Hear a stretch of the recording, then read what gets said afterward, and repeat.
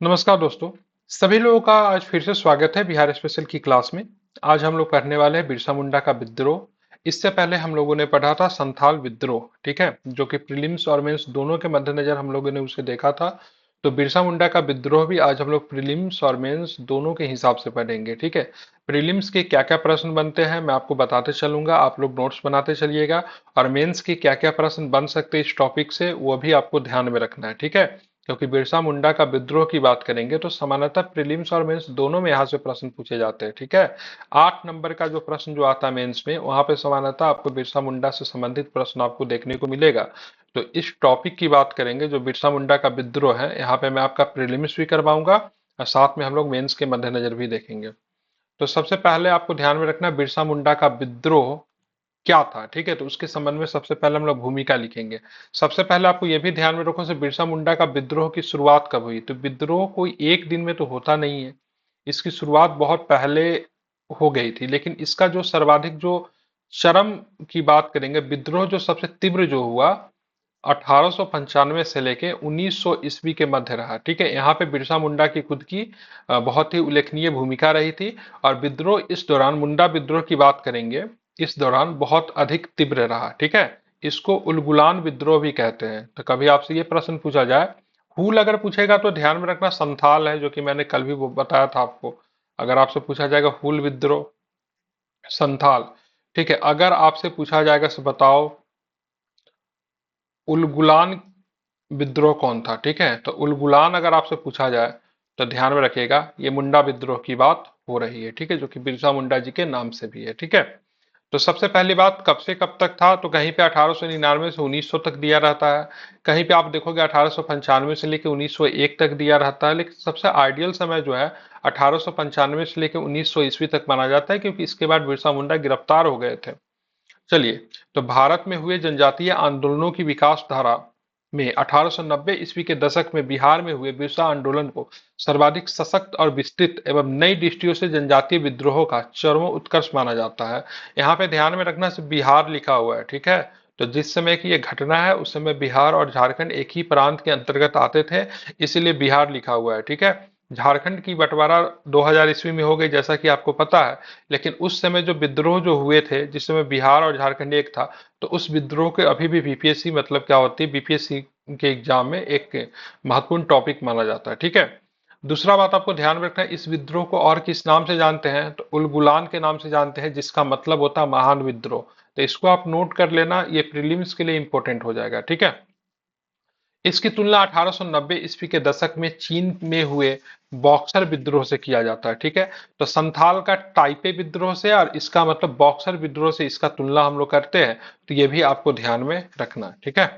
भारतीय संदर्भ में कुछ अन्य क्षेत्रों के विद्रोह से की जाती है। तो भारत के संदर्भ में अगर देखोगे तो अन्य क्षेत्र में जो विद्रोह जो हुए, जो कि इस दौरान हुए, मुख्यतः अगर बात करेंगे तो 19वीं शताब्दी के लास्ट में अंतिम चरण में 1895 से लेकर 1900 ईस्वी के बीच में जो विद्रोह होते भारत में, उससे भी बिरसा मुंडा विद्रोह की तुलना की जाती है। अब सबसे पहले हम देखेंगे पृष्ठभूमि एवं कारण, मतलब इसका क्या कारण था, ठीक है। इसकी क्या पृष्ठभूमि रही थी जिस वजह से विद्रोह आपको देखने को मिला। तो चलिए शुरुआत करते हैं। 1890 ईस्वी के दशक में हुए बिरसा आंदोलन की पृष्ठभूमि 1765 ईस्वी में लागू दीवानी व्यवस्था के प्रभाव से तैयार की गई थी। आपको पता होना चाहिए से बक्सर का युद्ध 1764 ईस्वी में होता है, और उसके बाद क्या होता है, इलाहाबाद की संधि होती है 1765 में।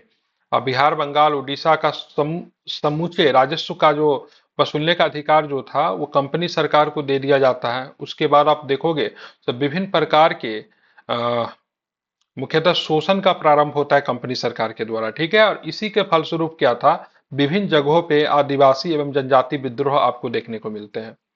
अन्य जनजाति समूहों की तरह मुंडा भी सामूहिक व्यवस्था के तहत अपना जीवन यापन करते थे। और इनका जो सामूहिक व्यवस्था जो था ना, उसको खुटकुट्टी व्यवस्था के नाम से जानते थे। तो ये भी आपको ध्यान में रखना। उधर आपको क्या था, परहा पंचायत था संथाल वाले में, और यहाँ पे आपको खुटकुट्टी व्यवस्था है, ठीक है। इसको ध्यान में रखना, इंपॉर्टेंट है, प्रीलिम्स के लिए पूछा जाता है।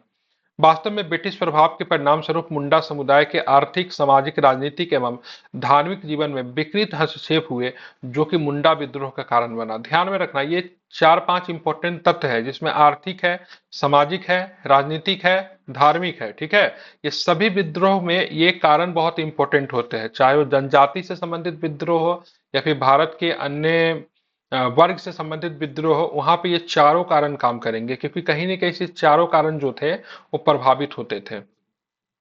आर्थिक संदर्भों में खुटकुटी व्यवस्था के तहत सामूहिक भू स्वामित्व स्थापित था। ठीक है, मतलब भूमि का स्वामी कोई व्यक्तिगत पर्सन नहीं होता था, क्या होता था, सामूहिक रूप से होते थे। लेकिन अंग्रेजी हस्तक्षेप से निम्नलिखित परिवर्तन हुए। भूमि का सामूहिक स्वामित्व की जगह व्यक्तिगत स्वामित्व में बदलना, करों की दर एवं संख्या में वृद्धि कर चुकाने के लिए भूमि गिरवी रखना। अब यहाँ पे क्या था, कर के दर जो थे काफी अधिक बढ़ गए, टैक्सेस काफी अधिक बढ़ गए। अब उसको चुकाना है तो वैसे कंडीशन में क्या रखना पड़ता था, भूमि को गिरवी रखना पड़ता था। अब भूमि की गिरवी किसके पास रखेंगे, तो वही जमींदार के पास या फिर साहूकार के पास रखेंगे। और ऐसे कंडीशन में क्या होता था, जो उधार जो लिया जाता था उसका इंटरेस्ट जो था बढ़ते ही रहता था, न चुकाने के कंडीशन में उनकी भूमि उनसे ले ली जाती थी। ठीक है, तो इस प्रकार बड़े पैमाने पे यहाँ पे शोषण होता था। केवल सरकार ही शोषण नहीं करती थी, जो साहूकार जो थे, महाजन जो थे, जिनके ऊपर ये लोग आश्रित थे, वो भी इनका शोषण करते थे। ठीक है, भूमि हस्तांतरण, साहूकार महाजनों पर आश्रित होने के कारण अन्य प्रकार से शोषण होता था और बेगारी की समस्या भी बढ़ रही थी। जैसे कि जो कोई साहूकार हो गया, कोई जमींदार हो गया, तो अपने यहाँ जब इनसे काम करवाते थे तो काम भी जबरदस्ती करवाते थे, उसके एवज में इनको कुछ दिया नहीं जाता था। ठीक है, तो बेगारी की समस्या भी जो थी वो मुंडा समाज में बढ़ रहा था। ठीक है, तो ये भी आप ध्यान में रखना। सामाजिक संदर्भों में भी ब्रिटिश हस्तक्षेप के विरुद्ध मुंडा समुदाय की प्रतिक्रिया हुई। कारण था सामूहिकता एवं स्वशासन आधारित व्यवस्थाओं का खंडित होना। ठीक है, तो सामाजिक संदर्भ की अगर बात करेंगे तो यहाँ पर भी आप देखोगे ब्रिटिश हस्तक्षेप बढ़ रहा था, मुंडा समुदाय की प्रतिक्रिया हुई। सामूहिकता और स्वशासन जो था इनका, मतलब ये खुद ही मतलब क्या करते थे, अपने लोगों के लिए एक स्वशासन व्यवस्था स्थापित कर रखा था। ठीक है, तो वो भी मतलब प्रभावित हुआ, तो इस वजह से भी मतलब एक विद्रोह का कारण बना।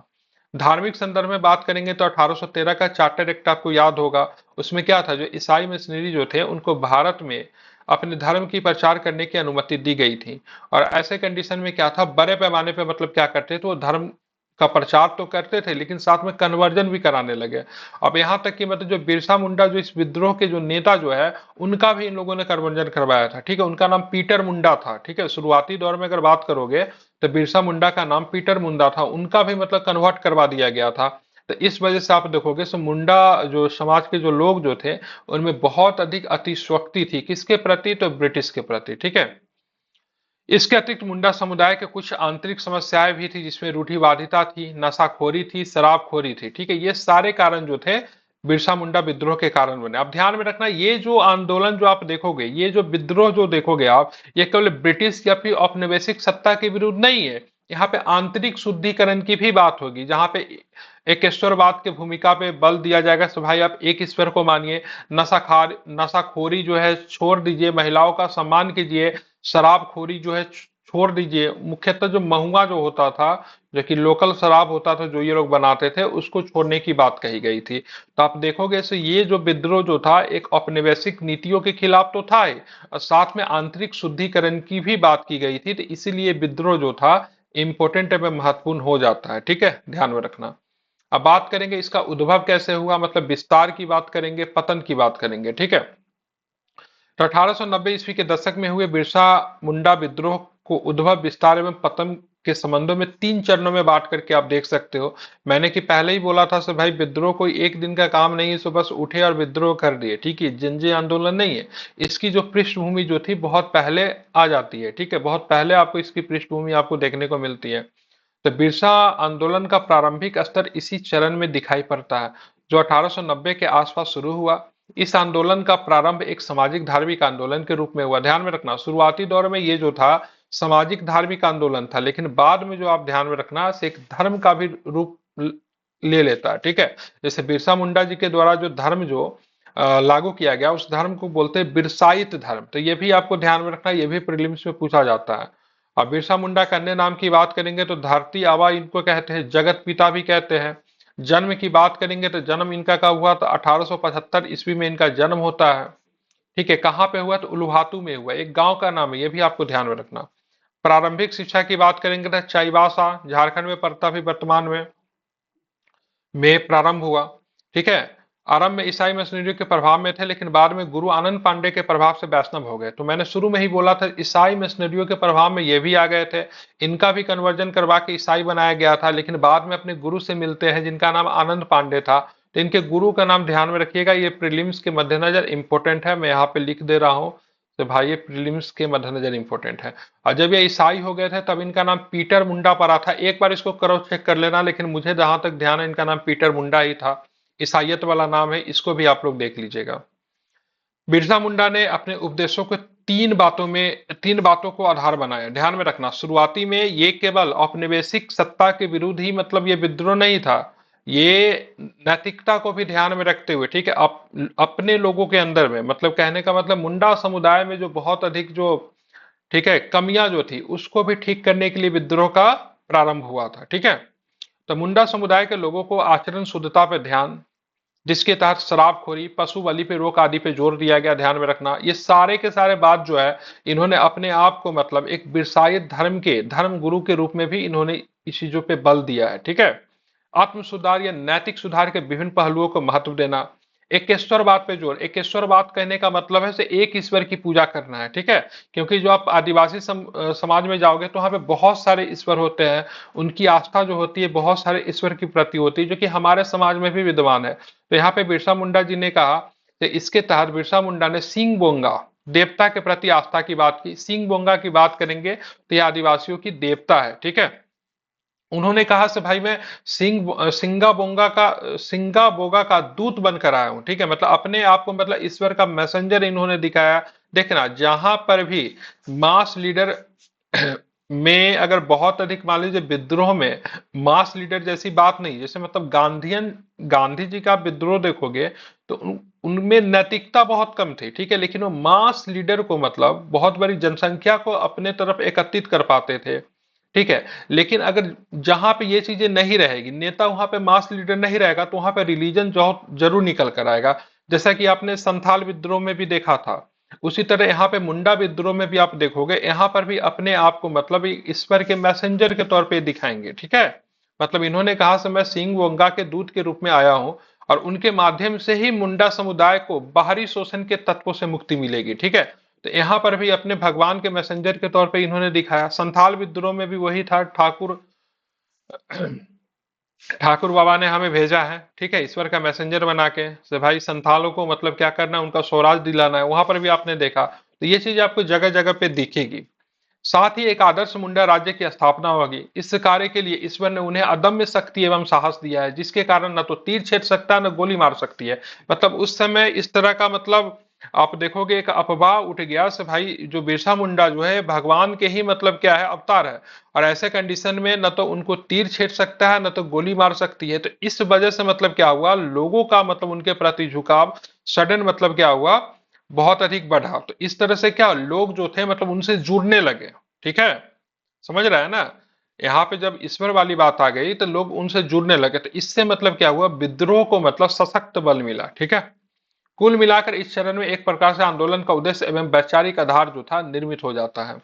अब दूसरा चरण की बात करेंगे, यहाँ पे औपनिवेशिक सत्ता से मुक्ति की बात निकल कर आएगी। शुरुआती चरण में क्या है, तो नैतिकता में सुधार करने पे बल दिया गया है। ठीक है, दूसरा चरण की बात करेंगे, 95 से 97 तक चला आंदोलन का यह चरण सांगठिक दृष्टि से उल्लेखनीय है। बिरसा मुंडा द्वारा 1895 में लगभग 6000 लोगों का एक दल बनाया गया, जिसका उद्देश्य क्या था, तो भाई अंग्रेजी प्रभाव की समाप्ति, बाहरी लोगों से मुक्ति। अब ध्यान में रखना, भारत में कुछ आंदोलन ऐसा जो है तो शुरू में सामाजिक और धार्मिक बदलाव के लिए हुआ था। जैसे कि आप ध्यान में रखना, ये बिरसा मुंडा आंदोलन ही हो गया, लेकिन बाद में औपनिवेशिक सत्ता से मुक्ति दिलाने के लिए ये मतलब लड़ पड़े। और एक और भी था, अभी मैं भूल रहा हूँ, मुझे नहीं ध्यान आ रहा अभी, जिसका सेंटर बिहार था, वो मुस्लिम रिलीजन से रिलेटेड वो है। ठीक है, आप बताना कमेंट में किसके बारे में बात कर रहा हूँ। उसका भी उद्देश्य क्या था, धार्मिक सुधार करना। ठीक है, लेकिन बाद में जो था वो मुख्य रूप से ब्रिटिश सरकार से मतलब मतलब सरकार से मतलब क्या पड़े, उलझ पड़े। और बाद में उनका मतलब ये मकसद हो गया कि भाई साहब हमको औपनिवेशिक सत्ता से मुक्ति दिलाना है, ठीक है।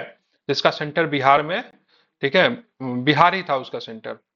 चलिए, अंग्रेजी प्रभाव की समाप्ति, बाहरी लोगों से मुक्ति, मुंडा राज्य की स्थापना। इन्होंने मुंडाओं के बीच राजनीतिक, सामाजिक एवं सांस्कृतिक जागरूकता के प्रसार के लिए अबुआ, ध्यान में रखना बहुत इंपॉर्टेंट है, मैं बताऊंगा। अबुआ डिसोमरे अबुआ, ठीक है, राज्य मतलब हमारे देश में हमारा शासन अर्थात स्वराज का नारा दिया। तो ध्यान में रखना ये नारा उस समय ये लोग दे रहे थे, तो ये भी आपको ध्यान में रखना है। साथ ही बिरसा ने आह्वान किया कि मुंडा समुदाय ब्रिटिश सरकार के अस्तित्व को अस्वीकार करे तथा लगान न दे, ठीक है, ध्यान में रखना लगान न दे। बिरसा की सरकार विरोधी गतिविधियों के कारण उन्हें गिरफ्तार कर लिया गया। हालांकि आगे चल के 1897 में महारानी विक्टोरिया के हीरक जयंती समारोह के अवसर पर उन्हें मुक्त कर दिया, लेकिन फिर से बाद में गिरफ्तार किए जाते हैं। एक बार पहले गिरफ्तार किए गए थे, तो बाद में मुक्त कर दिए गए, और बाद में फिर से मतलब क्या थे, फिर से गिरफ्तार किए जाते हैं, ठीक है। तो ये भी आपको ध्यान में रखना है, ठीक है। अरे मैं उस आंदोलन की बात कर रहा हूँ जिसके नेता सैयद अहमद बरेलवी थे, और मैं भूल रहा हूँ, लेकिन उसका भी योगदान, उनका भी मतलब प्रयास क्या था शुरुआती दौर में, धार्मिक आंदोलन था। इस्लाम के अंतर्गत बहुत अधिक खामियां आ गई थी, उसको ठीक करने के लिए उसकी शुरुआत हुई थी। लेकिन बाद में वो भी औपनिवेशिक सरकार के खिलाफ हो जाता है, ठीक है। तो जस्ट उसी उसी से आप तुलना कर सकते हो। ये जो मुंडा आंदोलन जो था, मुंडा विद्रोह जो है, शुरू में जो मुंडा समुदाय के लोग जो थे उनके आंतरिक शुद्धि के लिए मतलब इसकी शुरुआत हुई थी, जिसमें आचरण शुद्धता पे बल देना था। लेकिन बाद में औपनिवेशिक सरकार से ये भी उलझ जाती है, ठीक है। अब तीसरा और अंतिम चरण है ये 1897 से लेकर 1900 ईस्वी तक। यह चरण एक प्रकार से सर्वाधिक सक्रियता का चरण रहा, जिसमें बिरसा मुंडा 1897 ईस्वी में जेल से मुक्ति के बाद सक्रिय हो गए। इस चरण की प्रमुख गतिविधियां थी सरकारी कार्यालयों, ईसाई मिशनरी, अधिकारी, शाहूकार, महाजनों, डीकू आदि पर हमला करना। हिंसक हो जाता है। विद्रोहियों के हिंसात्मक के स्वरूप का पता निम्नलिखित गीत से भी पता कर सकते जो मुंडा विद्रोही गाया करते थे। कटोग कटोंग बाबा कटोंग, साहेब कटोंग कटोंग, राजी कटोंग कटोंग, मतलब काटो बाबा काटो, यूरोपियों को काटो, दूसरी जातियों को काटो, ठीक है। दूसरी जाति कहने का मतलब यहाँ पे साहूकार महाजन से है, इसको आपको ध्यान में रखना, ठीक है। यहाँ पे किसी कास्ट के बारे में बात नहीं की गई। वैसे लोग जो कि मतलब जो मुंडा समुदाय के जो क्षेत्र जो विशेष जो है वहां पे आके उनके सामाजिक, आर्थिक और राजनीतिक जीवन को प्रभावित करते हैं, उनके लिए शब्द यहाँ पे प्रयोग हुआ है, ठीक है। अब चलते आगे चलते हैं। मुंडा विद्रोह की सक्रियता के कारण रांची, खूंटी आदि के क्षेत्रों में प्रशासनिक व्यवस्था ठप हो जाने के पश्चात विद्रोह की दमन की प्रतिक्रिया तेज हो गई। दमन का नेतृत्व डिप्टी कमिश्नर स्टीड फील्ड द्वारा किया गया। तो ये भी आप नोट कर सकते हो से भाई साहब, आप मुंडा विद्रोह का दमन करना है, इसके लिए कौन से कमिश्नर या फिर कौन से व्यक्ति को चुना गया, तो उनका नाम है स्ट्रीट फील्ड किया गया। कुछ समय में ही निर्ममता पूर्वक मुंडा विद्रोहियों का दमन किया गया। 3 मार्च 1900 ईस्वी को बिरसा मुंडा को, ठीक है, चक्रधरपुर से गिरफ्तार कर लिया जाता है। चक्रधरपुर की बात करेंगे तो पश्चिमी सिंहभूम जिला में है, ठीक है। और वो एक वन में सो रहे थे जिसका नाम है जमकोपाई, ठीक है। तो जगह का नाम है चक्रधरपुर, और वो वन का नाम क्या है, जमकोपाई। वन में सोते समय कैद कर लिया गया तथा आगे चल के 9 जून 1900 ईस्वी को, ठीक है, रांची के जेल में इनकी मृत्यु हो गई। मृत्यु का कारण बताया गया हैजा, लेकिन कुछ लोग यहाँ पे संदेह के दृष्टि से देखते से इनकी हत्या की गई थी, लेकिन मृत्यु का कारण हैजा बताया गया था। यह भी आपको ध्यान में रखना। तो 1900 ईस्वी में ही इनका क्या हो जाता है, देहांत हो जाता है, ठीक है। अब हम बातें हैं परिणाम क्या निकल कर आया। तो परिणाम काफी इंपॉर्टेंट है। जैसे सीपीटी की बात करेंगे तो छोटा नागपुर काश्तकारी अधिनियम पारित किया गया 1908 में। तो वहां से काफी प्रश्न पूछे जाते हैं, और ये जेपीएससी जो देते हैं झारखंड पीसीएस, उनके लिए तो काफी इंपॉर्टेंट है छोटा नागपुर काश्तकारी अधिनियम, क्योंकि वहां से पूरा एक टॉपिक ही निकल कर आता है। परिणाम की बात करेंगे तो पहले के जनजाति विद्रोह की तुलना में बिरसा मुंडा विद्रोह अपने परिणामों की दृष्टि से भी व्यापक स्वरूप वाला दिखाई पड़ता है। इसके परिणाम प्रशासनिक, राजनीतिक, आर्थिक, सामाजिक, सांस्कृतिक आदि विभिन्न दृष्टि से उल्लेखनीय है। सबसे पहले क्या देखोगे, तो मुंडा समुदाय की सामूहिकता, जो कि कौन सी व्यवस्था थी, तो ध्यान रखना खुटकुट्टी व्यवस्था थी, इसको बहाल कर दिया गया। जैसे संथाल विद्रोह के बाद उनकी माझी व्यवस्था को या फिर परहा पंचायत को बहाल किया गया था, उसी तरह यहाँ पर भी इनकी व्यवस्था जो थी, इनकी सामूहिक व्यवस्था जो थी, इनको बहाल कर दिया गया। प्रशासनिक सुविधा की दृष्टि से खूंटी एवं गुमला नए अनुमंडल बनाए गए, जैसे संथाल विद्रोह के पश्चात संथाल परगना जिला बना था, उसी तरह खुट्टी एवं गुमला जो थे नए अनुमंडल बना दिए गए। ठीक है। जनजातीय भूमि संबंधित अधिकारों को सुरक्षित रखने के लिए उद्देश्य से 1 नवंबर 1908 को छोटा नागपुर काश्तकारी अधिनियम पारित किया गया। काफी इंपॉर्टेंट है, जो कि अभी भी प्रभावी है। इसलिए वहां पे कोई बाहर के लोग जाके इनसे जमीन भी नहीं खरीद सकते हैं, क्योंकि इस अधिनियम में साफ साफ लिखा है अगर ये खरीद बिक्री करेंगे तो आपस में ही करेंगे, कोई बाहरी लोग जाके इनसे जमीन ले ही नहीं सकता है, और ये भी किसी बाहरी व्यक्ति को जमीन बेच नहीं सकते। ठीक है, ताकि इनका जो भूमि का जो अधिकार जो है वह सुरक्षित रहे। संथाल विद्रोह के पश्चात संथाल परगना काश्तकारी अधिनियम लागू हुआ था, और यहाँ पे लागू क्या होगा तो छोटा नागपुर काश्तकारी अधिनियम। आर्थिक संदर्भ में शोषणकारी बेगारी प्रथा को प्रतिबंधित कर दिया गया। भाई बेगार नहीं करवा सकते। बेगार का अर्थ मैंने पहले भी आपको बताया है भाई साहब, कोई भी काम करवाना वो भी बिना किसी पैसे के। सामाजिक सांस्कृतिक संदर्भ में कई सामाजिक समस्याओं जैसे शराबखोरी, अशिक्षा तथा रूढ़िवादी मान्यताओं के निराकरण में भी तेजी आई। ये सब जो नैतिकता नैतिक सुधारवादी जो चीजें जो थी, जो कि बिरसा मुंडा लागू करना चाहते थे, इसके भी निराकरण में तेजी आपको देखने को मिलता है। महत्व की बात करेंगे तो जनजातीय आंदोलन एवं राष्ट्रीय आंदोलन के विकास में बहुत विशेष इनका योगदान रहा। कैसे? तो एक लंबे समय तक भारतीय इतिहास लेखन की धारा में कई सामाजिक समूहों की भूमिका को ज्यादा ध्यान नहीं दिया गया, लेकिन सूक्ष्मता से देखने पर ऐसा पाया जाता है कि भारतीय राष्ट्रीय आंदोलन के विकास में मुख्य धारा के अतिरिक्त जनजातीय आंदोलन, किसान आंदोलन आदि की भी उल्लेखनीय भूमिका रही।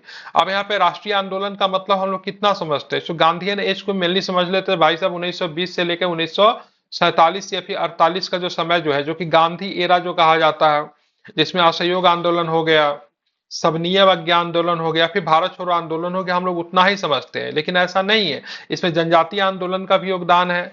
भारत में किसान आंदोलन जो हुआ उनका भी योगदान है। इस संदर्भ में हम बिरसा मुंडा विद्रोह जैसे जनजातीय आंदोलन में देख सकते हैं। आंदोलन के विभिन्न तत्व, उद्देश्य, नेतृत्व, संगठन, विचारधारा, जन सहभागिता एवं उपलब्धि आदि के संदर्भ में बिरसा मुंडा आंदोलन का योगदान देखा जा सकता है। अब सबसे पहले उद्देश्य देखेंगे, क्या इनका उद्देश्य रहा। तो उद्देश्य के स्तर पर हम पाते हैं कि इस आंदोलन का प्रारंभ एक सामाजिक धार्मिक आंदोलन के रूप में हुआ। ठीक है, ध्यान में रखना, बिल्कुल यही उद्देश्य था, जो आगे चल के राजनीतिक तत्वों को समाहित करता रहा। शुरू में तो नैतिक अपने अंदर आंतरिक शुद्धि की बात कही गई थी, लेकिन बाद में जाके इसका क्या हो गया, राजनीतिकरण हो गया, जिसका उद्देश्य क्या था, ब्रिटिश शासन की समाप्ति का आंदोलन बन गया। लेकिन शुरुआत में ऐसा तो नहीं था। वास्तव में 19वीं सदी में ब्रिटिश शासन का वास्तविक चरित्र स्पष्ट नहीं हो पाया कि वे कहां तक सुधारक और कहां तक शोषक है। इस संदर्भ में बिरसा मुंडा विद्रोह का प्रभाव यह पड़ा कि आगे आगे चलकर आंदोलनों हेतु उद्देश्य के स्तर पर ब्रिटिश मुक्ति के स्वर को विकसित होने का मौका मिला। ठीक है। अब यहाँ पे नेतृत्व स्तर पर देखेंगे तो नेतृत्व कौन कर रहे थे, नेतृत्व भाई बिरसा मुंडा कर रहे थे। जैसा कि आपको पता है, किसी भी आंदोलन के विकास एवं सफलता की नेतृत्व की निर्णायक भूमिका होती है। ठीक है, बिना लीडर के कोई भी आंदोलन जो है क्या छिन-भिन हो जाएगा, बहुत अधिक हिंसा हो जाएगा, कुछ परिणाम नहीं निकलेगा, क्योंकि आप जो है सो वहां पे क्या परंपरागत हथियार का प्रयोग कर रहे हैं। सरकार से शक्तिशाली कोई नहीं होता, सरकार उसको किसी भी तरह से निर्मम तरीके से दबा देगी। तो जहां पे हिंसा होता है तो सरकार को मौका मिल जाता है। तो इसीलिए कहते हैं से भाई, गांधी ने जो अपना अहिंसा का मार्ग जो चुना, उसके समक्ष जो ब्रिटिश सरकार जो थी, औपनिवेशिक सरकार जो थी, उनके सारे हथियार जो थे वो यूजलेस हो गए। ठीक है, मतलब उनको समझ में नहीं आ रहा था हम क्या करेंगे। गांधी फिल्म का एक प्रसंग मुझको याद आता है अभी भी। अब गांधी फिल्म देखना आप, 1982 में रिचर्ड एटनबरो ने बनाई थी और बेन किंग्सले ने गांधी का रोल किया था। वहां पे एक आता है असहयोग आंदोलन के दौरान की घटना है। उसमें एक व्यक्ति आके वहाँ का जो गवर्नर जनरल होता है उनको बताता है, जो प्रांत में होता था, लेफ्टिनेंट जनरल कहते थे उनको, तो भाई साहब इलाहाबाद में पूरा सब कुछ मतलब बंद है, बिल्कुल भी कोई भी व्यक्ति सहयोग नहीं कर रहा है। वो हर जगह का घटना बताता है, और बाद में उनसे पूछता से बताओ इतना सारी चीजें तो हो रही, कहीं पे हिंसा हुई है क्या? तो बोलता नहीं, कहीं पे भी हिंसा नहीं हुई है।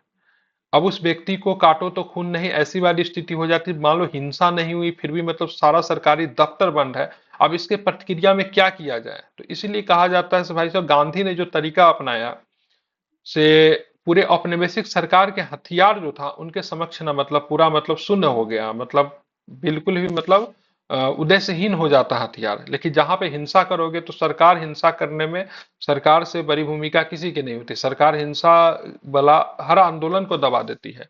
ठीक है, तो जो दम है हिंसा में, वो हिंसा में कभी भी नहीं हो सकता। क्योंकि इसके माध्यम से ये आंदोलन के विभिन्न तत्व अपने उद्देश्य के अनुसार समायोजित होते हैं। बिरसा मुंडा की क्रांतिकारी उद्देश्य से आम जनता के नेतृत्व की प्रति आस्था बढ़ी।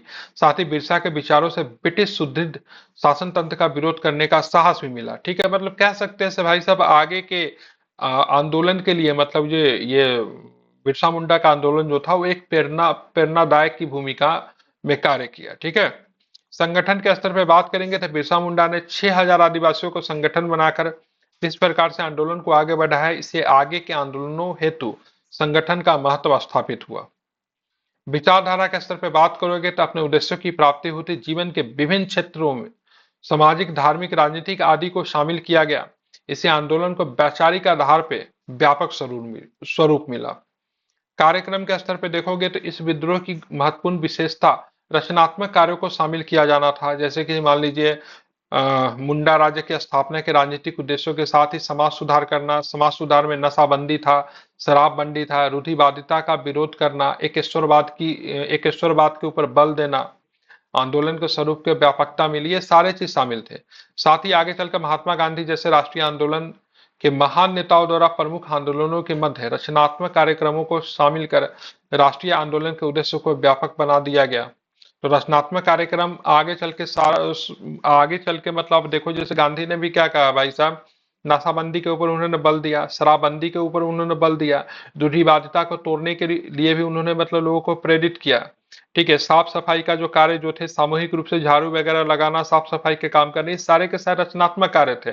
जब असहयोग आंदोलन के बाद गांधी जी को जब सफलता मिली असहयोग आंदोलन के बाद, तो उसके बहुत समय तक वो रचनात्मक कार्य से जुड़े रहे। सेम आप देखोगे सबनीय अवज्ञा आंदोलन के बाद भी वो जेल से भी मतलब रचनात्मक कार्यों के लिए मतलब क्या करते थे, बल देते थे।